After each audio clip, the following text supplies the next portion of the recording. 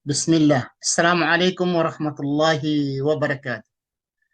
Ngayon, tatalakayin ko ang pera na tanggap ni Judas sa dugo ni Kristo. Dahil bininta niya. Nagtaksil siya, nagbininta niya si Kristo, nakatanggap siya ng pera. Ano ba ang ginawa ng pera? Tingnan natin, dahil sabi na wala daw kontradiksyon ng Biblia, wala daw kontradiksyon. Okay?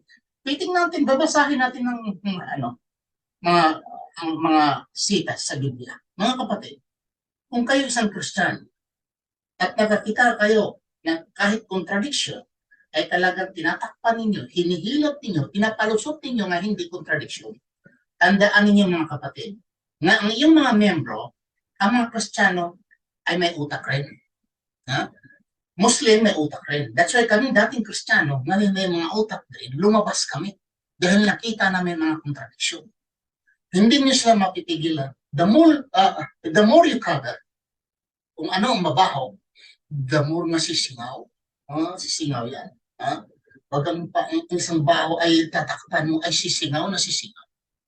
Mayroong contradiction ng Biblia o wala? Kung sinasabi ninyo, sasabihin ninyo nga, walang contradiction. So, well and good. Pakinggan ninyo, babasahin ninyo, bubuklatin ninyo, himay-himayin ninyo ang aking sasabihin ngayon kung totoo po ba o hindi. Okay. Ang aking tatalakay ngayon, yung pera. Ano bang ginamit ni Judas sa pera? Binili ba niya ang isang lupa? Ginamit niya, bumili siya ng lupa? Or hinagis niya? Okay? Hinagis niya. Yun ang katanungan niya. Hinagis niya ang pera? Siyempre, pag hinagis, wala namang record, pinulot niya at bumili. Bumili siya ng lupa.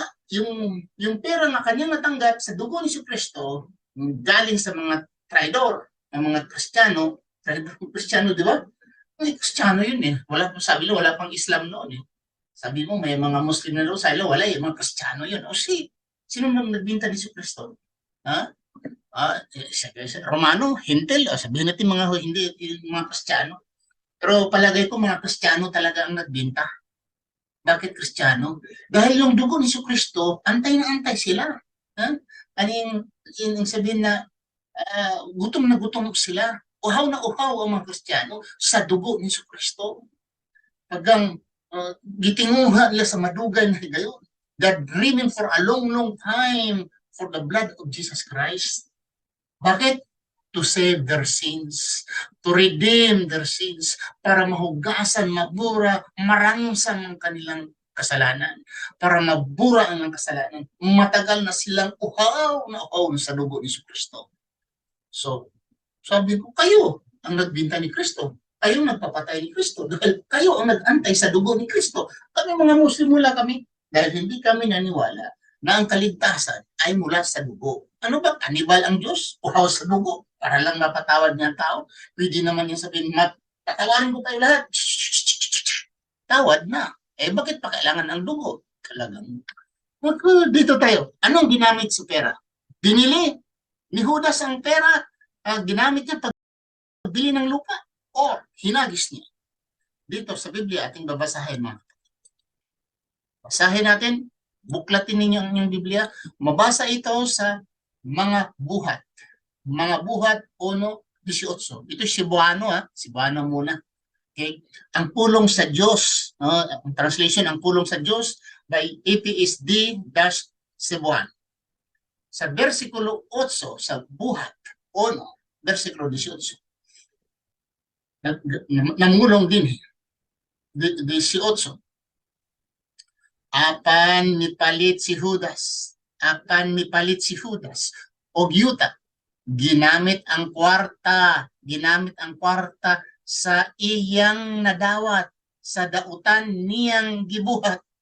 O didto nahulog siya nga nagauna ang ulo. Nibuto ang iyang tiyan. O nang gawas ang iyang tinae. Ako nang gawas ang mga bitok. Ang tinae pala. Nahibaluan kini sa tanang mga tao sa Jerusalem. Busa gitawag nila kadtong maong dapita nga Akeldama nga ang buot ipasabot yuta nga naduguan.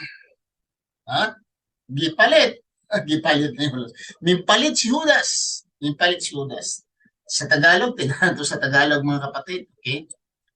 Oh. Mga gawa, 1:18 hanggang 19. Mga gawa. Ang kabayaran sa kanyang pagtaksil ay ibinili niya ng lupa.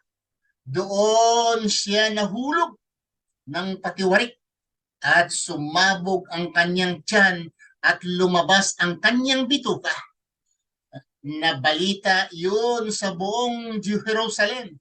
Kaya't nga ang lupang iyon ay tinatawag na Akeldama sa kanilang wika, na ang kahulugan ay bukid ng dugo. Binili ha? Binili. Yung perang hawak ni Judas, binili niya. At pagkatapos ng bili, ay siya ay nahulog at nagpatiwarik.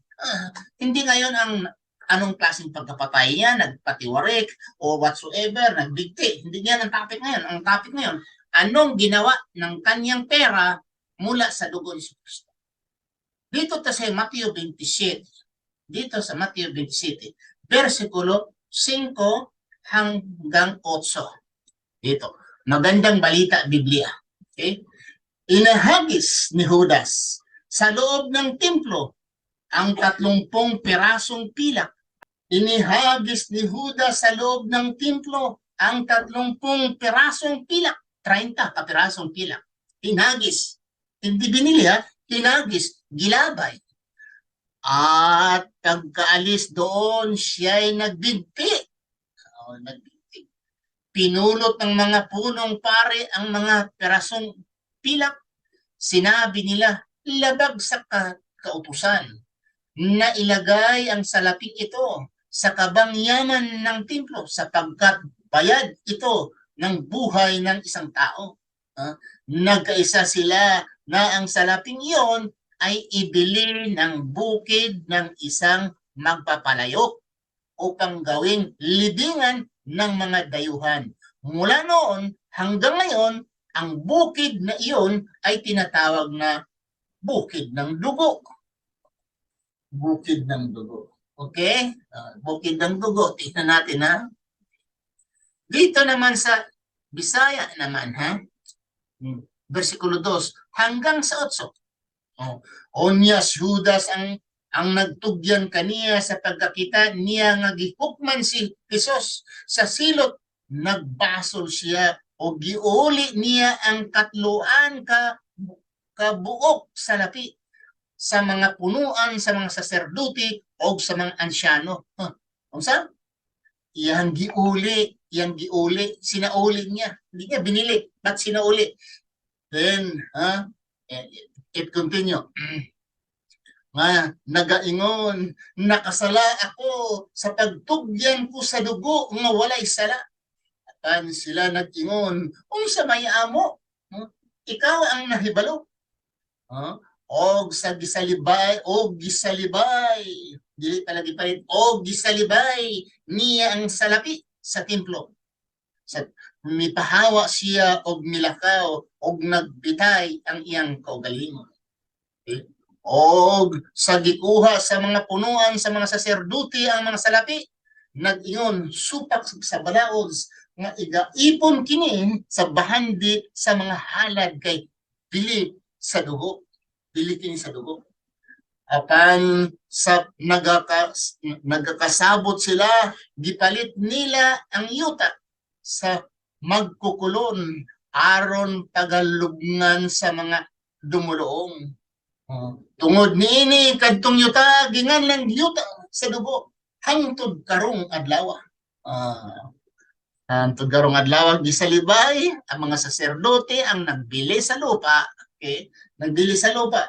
Pala ang pangalan ay pareho. Ang mga saserdote, yung namang si Judas, binili niya, pero ang pangalan pareho. Pareho ang mga pangalan, ang lugar kung saan binili, ang pareho, bukid sa dugo. Mga kapatid, kung sabihin ninyo na wala itong contradiction, ang tanong, uulitin ko tungkol lamang po sa pera. Binili ni Judas ang isang bukid, ha? At pinapangalan niya ng yuta ng naduguan, or sa mga saserdote na doon sa templo, pinulot nila ang pera na ihinagis ni Judas at sila mismo ang bumili. Kaya hindi nila gustong maipon ito sa pera ng templo nandoon sa bahay ng Diyos doon sa templo. Mayroon kaban sila, lalagyan ng pera. Ayaw nilang iipon doon. So mga kapatid, kayo na, walang contradiction. Hinahagis ba talaga ni Judas?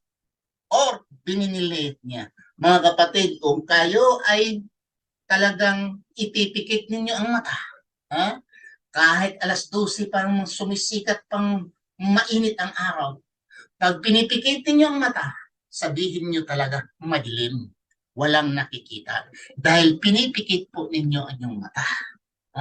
Sa araw ng paghukom, kakastaguhin kayo, itatapon kayo sa impyernong apoy ni Allah. Dahil kayo nagsisinungaling, kinokoberan ninyo ang katotohanan para lamang magkaroon kayo ng membro at ayon sa mga membro, para magkakapera kayo, maraming koleksyon, matatakot kayo, mawala ng membro. So tatakpan ninyo, sasabihin ninyo, wala talagang contradiction. Pero tandaan ninyo, ang inyong mga membro, may sariling mata, may sariling tainga, may sariling pag-iisip. Hindi sa lahat ng oras ay inyong matatakpan ang katotohanan.